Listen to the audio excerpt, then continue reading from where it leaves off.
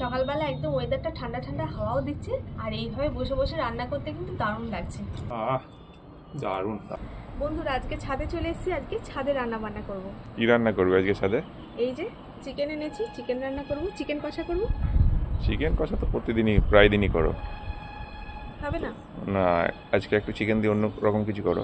ঠিক আছে চলো আজকে তাহলে গোলাপ জাফরান চিকেন রান্না করি। এটা একটা মোগলাই রেসিপি। তো চলো শুরু করা যাক। প্রথমে ম্যারিনেটটা করে নিই। আর ম্যারিনেশনটা কিন্তু একই রকম হবে, চিকেন রান্না করার জন্য যেরকম আমরা সাধারণত ম্যারিনেট করি তো সেরকমই হবে। তো চলো চলো।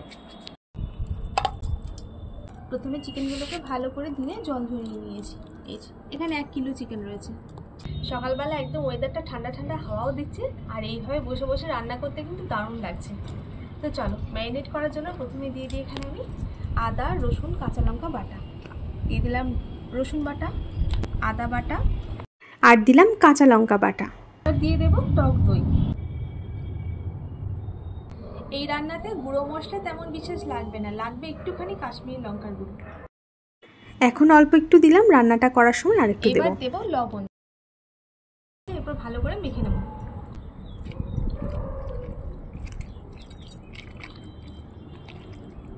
এখন সমস্ত কিছু একটু সময় নিয়ে ভালো করে মেখে নেব, যাতে সমস্ত মাংসের টুকরোর মধ্যে লবণ মশলা সমস্ত কিছু সুন্দরভাবে চলে যেতে পারে। ঠান্ডাটাও হাওয়াটাও দিচ্ছে বেশ সুন্দর ফুটফুট করে, তার মধ্যে দারুণ লাগছে বলো। সকালবেলায় তো হাওয়াটা খুব ভালো লাগে। বৃষ্টিটাও নেই আজকে, তবে রোদ উঠবে যা বোঝা যাচ্ছে। রোদ আজকে উঠবে। এখন তো একদম সকালবেলায় রোদে আমার একটু অসুবিধা হবে, তাই না বলো? হাওয়াটা থাকলে অসুবিধা হবে না, কিন্তু হাওয়া বন্ধ করে দিলে একটু গরম লাগবে। তবে এখন বর্ষার দিনে তো কোনো গ্যারান্টিও নেই, এই রোদ আবার দেখা গেল ততটাই বৃষ্টি নেমে গেল।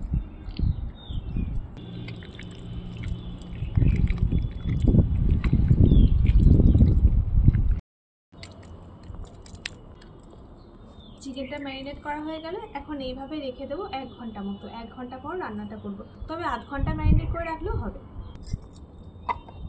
এখন এটা ঢাকা দেওয়া থাক, চলুন ততক্ষণ বাকি উপকরণগুলো রেডি করে নিই। আর হাতটা আগে সাবান দিয়ে ধুতে হবে, নাহলে আবার হাত জ্বালা করা শুরু হয়ে যাবে।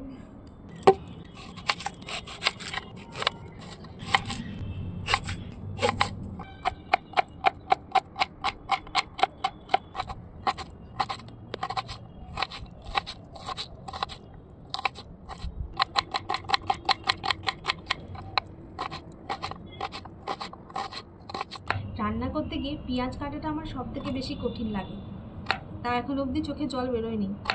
এখন বাইরে হাওয়া রয়েছে তো ওই জন্য আমি যখন পেঁয়াজ কাটতে গিয়ে এরকম ঝাল লাগে, তখন ও গামছা দিয়ে হাওয়া করে দেয়, যাতে হাওয়াটা মানে ঝাঁঝটা চলে যায়।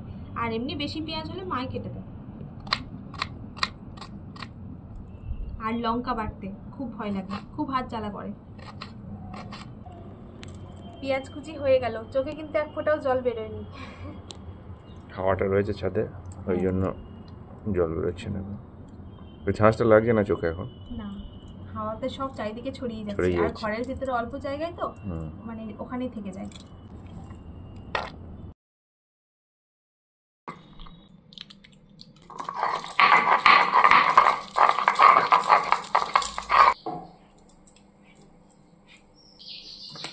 চিকেনটা 1 ঘন্টা ম্যারিনেট করা হয়ে গেছে, এরপর রান্নাটা বসিয়ে দেবো। একটুখানি দুধের মধ্যে কেশর দিয়ে ভিজিয়ে রাখলাম। এরপর কড়াই দিয়ে দিচ্ছি সর্ষের তেল, সাথে 1 চামচ ঘিও দিয়ে দিচ্ছি। তেল আর ঘি গরম হয়ে গেছে, এরপর পেঁয়াজ কুচিগুলো দিয়ে দেবো।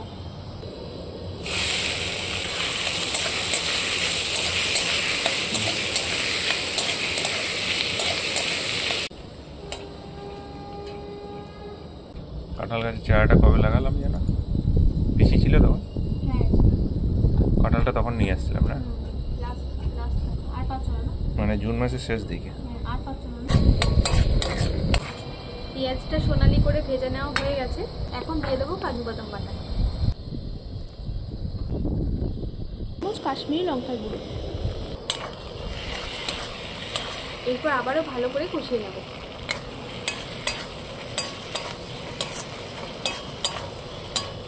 রান্নাতে হলুদের ব্যবহার করব না।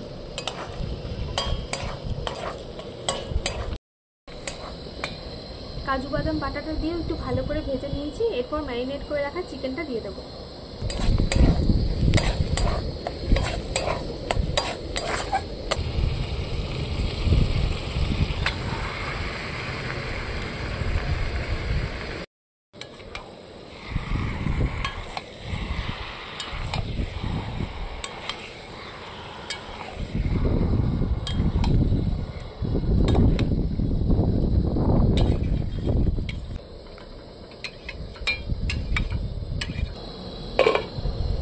নাড়াচাড়া করে মিশিয়ে নিয়ে ঢাকনা দিয়ে ঢেকে দিলাম। এখন কম আছে ঢেকে ঢেকে রান্না করব, আর মাঝে মধ্যে একটুখানি নাড়াচাড়া করে দেবো।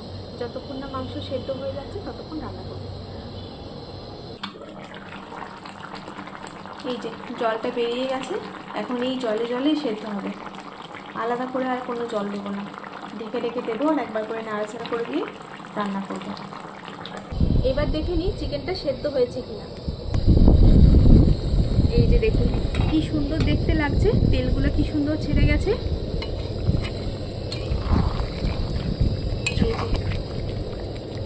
চিকেন কিন্তু সুন্দরভাবে সেদ্ধ হয়ে গেছে। চিকেনটা সুন্দরভাবে সেদ্ধ হয়ে গেছে। আমি কিন্তু আলাদা করে জল দিইনি, চিকেন থেকে যে জল বেরিয়েছে সেই জলে জলে চিকেনটা সেদ্ধ হয়েছে। এখন আমি এর মধ্যে দিয়ে দেবো 1 চামচ গোলাপ জল, 1 চামচ। এই যে দুধের মধ্যে একটু কেশর ভিজিয়ে রেখেছিলাম যে, সেই দুধটা এখন এর মধ্যে দিয়ে দেবো।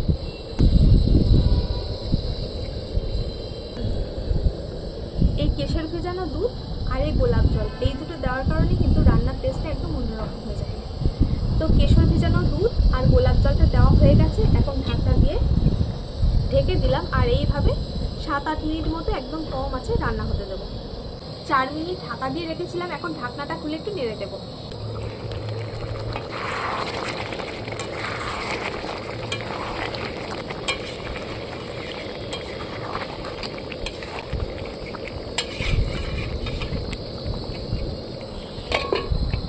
রান্নায় কাজু বাদাম বাটা ব্যবহার করা হয়েছে, তো ওই জন্য কিন্তু মাঝে মধ্যেই নাড়াচাড়া করতে হবে, না হলে আবার কড়াইয়ের তলায় লেগে যেতে পারে। গোলাপ জল আর কেশর ভেজানো দুধটা দেওয়ার পর আমি ঢাকনা দিয়ে ঢেকে 10 মিনিট মতো রান্না করে নিয়েছি। এবার ঢাকনাটা খুলে দেখবো কেমন হয়েছে।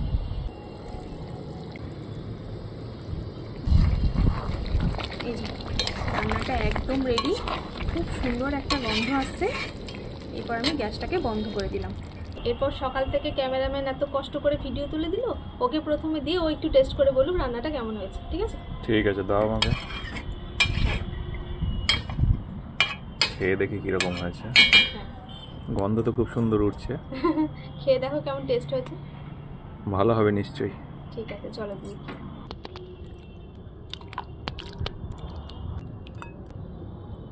কড়াই থেকে মাংসটা ঢেলে নিলাম, এরপর ক্যামেরাম্যানকে দিয়ে দেখি ওর কেমন লাগে। তো চলুন ওকে আগে দিয়ে দিই।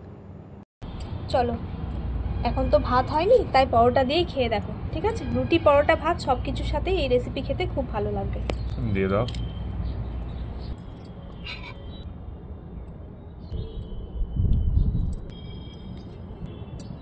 চিকেনটা দেখিনি কেমন নরম তুলতুলে হলো। এখন তো খুব গরম, এই দেখো একদম নরম তুলতুলে হয়েছে। এই যে নাও খেয়ে দেখো কেমন হয়েছে। খুব সুন্দর গন্ধ আসছে।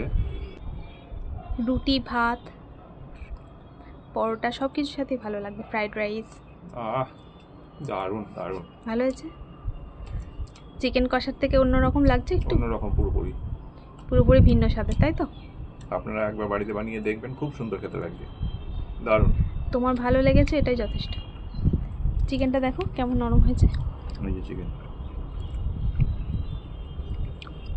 একদম সফট হয়ে গেছে, তো একদম সফট।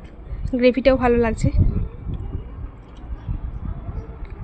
ভাত রুটি সব কিছুর সাথেই ভালো লাগবে। ফ্রাইড রাইস সব কিছুর সাথে খাওয়া যাবে। এটা একটু সুন্দর টেস্ট হয়। এটা মোগলাই রেসিপি, ধরো মোগলাইয়ের ছোঁয়া। তো ভালো লেগেছে তো, অন্য স্বাদের খাওয়াতে পারলাম তো। একদম জীবনে প্রথম খেলাম এটা। ঠিক আছে, এরকম স্বাদের জিনিস। ঠিক আছে বন্ধুরা, একঘেয়েমি চিকেন কষা খেতে ভালো না লাগলে একবার এইভাবে এই রেসিপিটা ট্রাই করে দেখতে পারেন। খেতে কিন্তু ভীষণ ভালো হয়েছে, আমিও একটু খেয়ে দেখেছি, না খেয়ে বলছি না। তো রেসিপিটা আপনাদের কেমন লাগবে একটু কমেন্ট করে জানাবেন। তো চলুন এখনকার মতো টাটা, দেখা হচ্ছে নতুন